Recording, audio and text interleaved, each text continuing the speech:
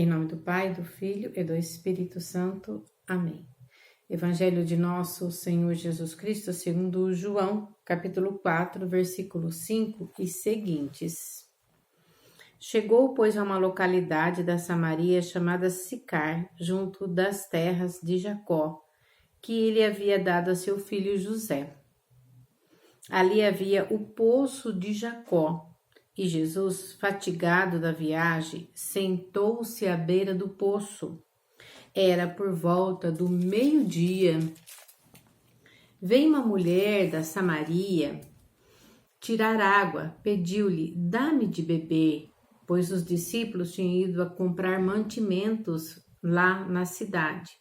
Aquela samaritana então lhe disse: sendo tu judeu, como pedes de beber a mim, que sou samaritana?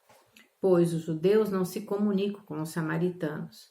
Respondeu-lhe Jesus: se conhecesses o dom de Deus, e quem é que te diz, dá-me de beber, certamente lhe pedirias tu mesma, e ele te daria uma água viva. A mulher replicou: Senhor, não tens como tirá-la, e o poço é fundo. De onde tens, pois, essa água viva? És porventura maior do que o nosso pai Jacó, que nos deu este poço, do qual ele mesmo bebeu e também deu aos seus filhos e os seus rebanhos? Respondeu-lhe Jesus: todo aquele que beber desta água tornará a ter sede, mas o que beber da água que eu lhe der jamais terá sede. Mas a água que eu lhe der virá a ser nele fonte de água que jorrará até a vida eterna. A mulher suplicou: Senhor, dá-me desta água, para que eu já não venha mais a ter sede e nem venha tirá-la. Disse-lhe Jesus: vai, chama teu marido e volta cá.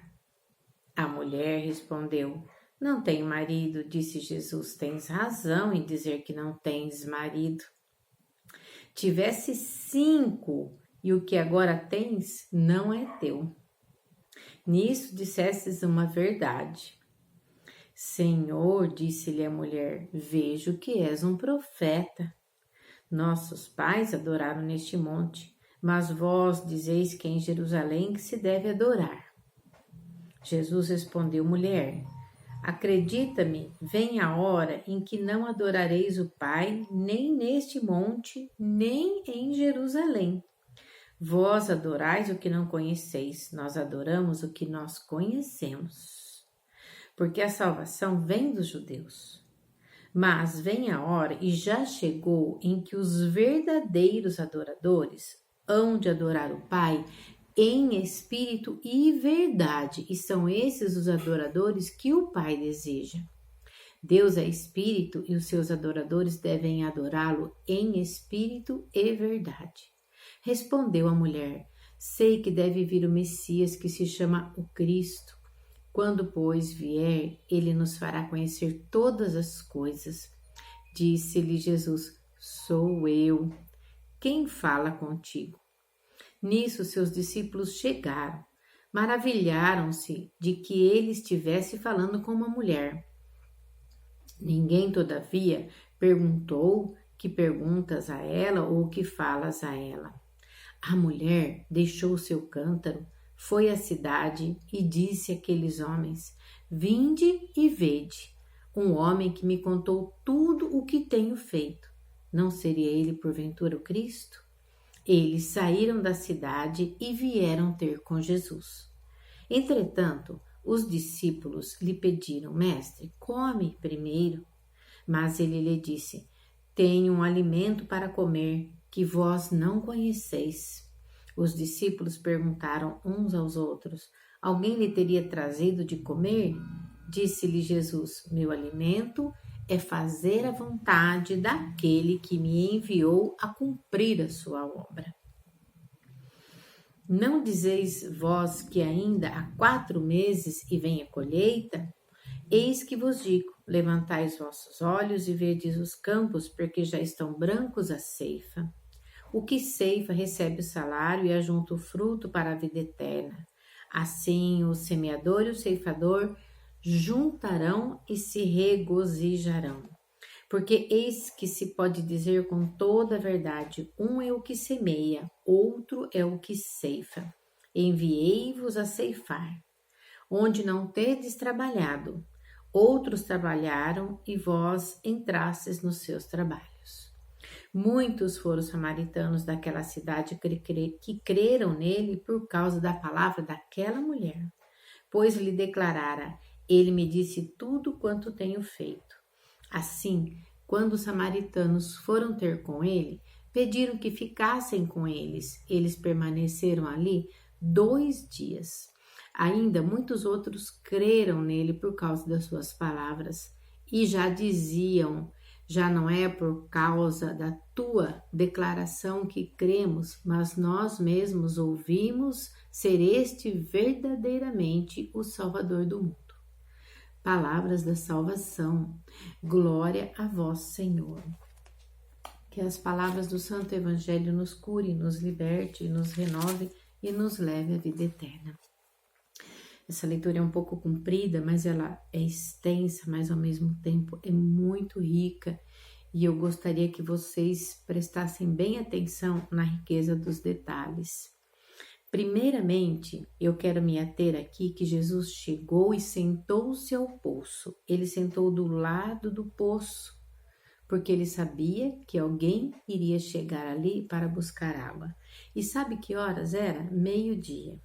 Meio-dia no deserto é um sol escaldante. Ninguém anda pelo deserto meio-dia, ninguém vai buscar água meio-dia. As mulheres, elas buscavam água 6, 7 da noite, né? Quando já o sol tinha baixado, quando estava fresco, porque elas tinham que carregar os cântaros de barro nos ombros e elas não aguentariam o sol. Mas por que essa mulher foi ao meio-dia? Porque era um horário que ninguém ia. E ela precisaria ir num horário onde ninguém ia porque as pessoas tinham preconceito dela, porque ela era adúltera, porque ela já estava, né, já tinha tido vários homens, estava no 6º homem e ainda não era o dela. Então, com certeza, ela seria apedrejada pelas pessoas se ela fosse no mesmo horário que os outros. Então, nós vemos que essa mulher está à margem da sociedade, precisando se virar como pode, né? Sobreviver a todo preconceito. Olha quantos preconceitos que ela atravessa ali, sentada, conversando com Jesus. Primeiramente, a mulher, né? Os homens não davam atenção para as mulheres. Jesus, ele ouvia as mulheres, mas as mulheres, os homens, eles tinham muito as mulheres como objeto, até de procriação e servas para lhe servir e cuidar da casa. Eles não davam ouvido para as mulheres. Depois estava em situação de pecado irregular, uma pessoa impura, e depois samaritana, que o povo samaritano não se dava com os judeus. Então nós percebemos aí 3 situações difíceis, né? E Jesus senta e espera ela chegar. Quando ela chega, ele pede de beber. E aí, os discípulos não estavam lá, tinham saído para comprar mantimento, né? E ele pede a ela de beber. E ela responde, né, para ele, mas por que você está me pedindo de beber, né? E ele responde para ela: se soubesses quem é que te pede de beber, né? Você é quem pediria de beber. Aí ele já está falando da água viva, da água do Espírito, da vida nova, da transformação, da cura e da renovação que ele tinha para dar para aquela mulher. A vida nova, a conversão. E ela não entende. E quando ele fala que ele poderia dar uma água que mataria a sede de uma vez por todas, ela já achou que era um tipo de água diferente. E ela disse assim: nossa, então me dê, porque aí se eu pegar essa água, eu não preciso voltar mais aqui. Eu já vou estar com água sempre. E ela estava aí pedindo uma graça temporal, uma cura provisória, né? Uma coisa paliativa. E Jesus estava falando da salvação, da mudança de vida, da libertação total. Porque às vezes nós buscamos o Senhor como aquele que vai dar uma água para matar uma sede, mas nós buscamos Jesus como uma pílula, como um paliativo para resolver um problema momentâneo e não aceitamos Jesus como o único Senhor e Salvador de nossas vidas. E aqui nós percebemos, né? Ele diz: todo aquele que beber dessa água tornará a ter sede, mas o que beber da água que eu lhe der jamais terá sede. Mas a água que eu lhe der vai ser fonte nele, fonte de água que jorrará até a vida eterna. E depois a mulher respondeu, né? Ele diz: vá então, busca o seu marido para que a gente tome desta água. E é aí onde ela diz que não tem marido. E ele revela a ela, através do dom de ciência, do dom de revelação, que é um dom do Espírito Santo. É verdade mesmo, você não tem. E o que você tem? Você teve 5 e o que você tem agora não é seu. E ela fica espantada porque ela vê que ele tem um dom sobrenatural, que ele não é uma pessoa qualquer. E ela o enxerga como um profeta. Ela diz, né? Senhor, vejo que és um profeta. Ela já reconhece Jesus. E aí ela começa a conversar com Jesus a respeito de espiritualidade, porque ela tinha sede da palavra de Deus. E ela começa a falar das coisas espirituais. Até então ela só estava falando da água. Mas quando ele revela a ela que ele é um profeta, que ele tem um dom, e aí ela começa a perguntar as coisas espirituais e começa a falar do poço, começa a falar dos adoradores que adoraram naquele poço de Jacó, e ele vem e faz uma grande revelação para ela. Ele diz: mas vem a hora, e já chegou, em que os verdadeiros adoradores hão de adorar o Pai em espírito e em verdade. E são esses adoradores que o Pai deseja. Adorar em espírito e verdade. Adorar dentro do nosso coração. Adorar dentro da nossa alma. Falar com Deus. Falar com Jesus. Jesus habita em nós. O Espírito habita em nós. Quanto tempo faz que você não conversa com Deus, não adora, não reverencia, não o ama, não se coloca diante dele? E aqui ele diz: os verdadeiros adoradores me adorarão onde estiverem, vão parar em qualquer lugar. Por quê? Porque Deus está dentro de nós, e quando nós paramos, onde quer que seja, fechamos os nossos olhos, entramos dentro de nós e encontramos um Deus verdadeiro dentro de nós. E ali nós podemos chorar, colocar toda a nossa vida, depositar toda a nossa vida diante do Senhor. É isso que Ele espera de nós, essa sinceridade. Por isso que Ele diz: em espírito e em verdade. É a verdade da nossa vida e é o Espírito de Deus que ora em nós. É orar em espírito e colocar a verdade da nossa vida. O Senhor espera adoradores verdadeiros, homens e mulheres que entrem em contato com Ele dentro do seu próprio coração. E ali derrama a vida sobre ele, lhe pede socorro, lhe ama, lhe adora, conversa com ele, faz intimidade com ele. Que coisa mais linda! E aí ela começa a confiar em Jesus e ver que sai coisas lindas da boca dele. Ele está evangelizando essa mulher, ele está catequizando essa mulher, e aí ela já sente a liberdade de querer perguntar as coisas para ele. Ela quer ser evangelizada, ela quer ser catequizada, e ela vê na ideia dela que ele é um profeta, que ele fala coisas profundas. Então ela pensou: ele deve saber onde está o Cristo, quem é o Cristo. E aí ela pergunta para ele, né? Ela diz assim: sei que deve vir o Messias, que se chama Cristo, pois quando ele vier, ele nos fará conhecer todas as coisas. Quem será ele? O Senhor sabe quem é ele? E Jesus diz: sou eu quem fala contigo. Essa mulher deve ter estremecido, deve ter assustado. Nisso, os discípulos chegam com os mantimentos para que Jesus coma. Mas sabe o que acontece?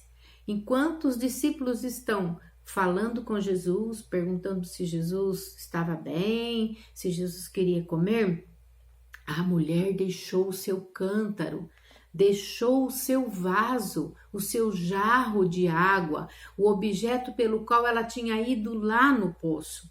O seu objetivo principal era pegar água. Ela foi lá pegar água, mas ela deixou o jarro de água lá e foi com as mãos livres, correndo para Samaria para anunciar aos samaritanos que ela tinha encontrado o Messias, que ela tinha encontrado o Cristo. E ali nós percebemos que ela está livre. Aquele cântaro, aquele jarro de água simboliza toda a sua vida velha. Ela deixou na beira do poço onde ela se encontrou com Jesus toda a sua situação de pecado. O objetivo que ela tinha, a rotina diária que ela tinha com aquele sexto marido, acabou ali, porque ela se tornou uma mulher livre e a partir daquele momento ela deixou o seu cântaro. E eu pergunto a você, qual é o cântaro? Qual é a jarra de barro pesada que tem prendido você e não tem deixado você a anunciar Jesus, a viver para Deus, a anunciar o Evangelho? Muitas vezes nós temos carregado os cântaros pesados, ido e voltado ao sol do meio-dia, porque estamos numa situação de pecado. E aqui ela nem lembra mais do cântaro, nem lembra mais do seu primeiro objetivo, porque ela muda totalmente a sua vida. O objetivo agora é outro. O objetivo é espalhar aos quatro cantos que ela encontrou o Salvador, ela encontrou razão para a sua vida, ela encontrou sentido para a sua vida. O sentido para a sua vida não era mais aquele cântaro, não era mais buscar aquela água todos os dias, mas o sentido para a sua vida era anunciar Jesus. E o que ela faz para que aqueles homens acreditem? Ela chega lá e fala, gente, ele sabia tudo da minha vida, ele revelou tudo o que aconteceu comigo. Ele é verdadeiramente o Filho de Deus. Mas se alguém chega para você e fala, olha, eu conversei com uma pessoa muito de Deus, ela orou por mim, eu fiquei curada, essa pessoa revelou tudo acerca da minha pessoa, você certamente vai querer ir lá conversar com essa pessoa, ser atendida por ela, pedir para que ela ore por você. Então foi o que aconteceu com aqueles homens. Eles falaram, nossa, se é o Cristo, nós queremos ter a certeza, nós queremos ver, então nós vamos lá também. E aí é onde eles saem correndo e vão. Nesse mesmo momento, os discípulos falam, Jesus, então agora vamos comer primeiro, depois você anuncia o evangelho, depois você fala com eles? Não. A minha comida, o meu alimento é fazer a vontade do Pai. Isso me alimenta, isso me satisfaz, porque foi para isso que eu vim ao mundo, para anunciar o Evangelho. E aqui ele fala da semeadura e da ceifa, né? Ele fala da colheita. Ele diz aqui, e aqui a gente percebe que quem semeou foi o Antigo Testamento, preparando a vinda do Messias. E depois o Messias chega, que é o próprio Jesus. Então ele fala, agora é hora de ceifar. E vocês que são meus discípulos precisam ceifar junto comigo. Agora chegou a hora. Foi preparado, foi lançado a semente, foi preparado o terreno, foi feito profecias acerca do Messias. Agora o Messias está aqui. O Messias precisa trabalhar. E o meu alimento agora é anunciar a palavra de Deus. É falar do meu Pai, é falar do reino de Deus para os samaritanos. E aí ele começa a anunciar. E os samaritanos, eles vão primeiramente por causa da mulher.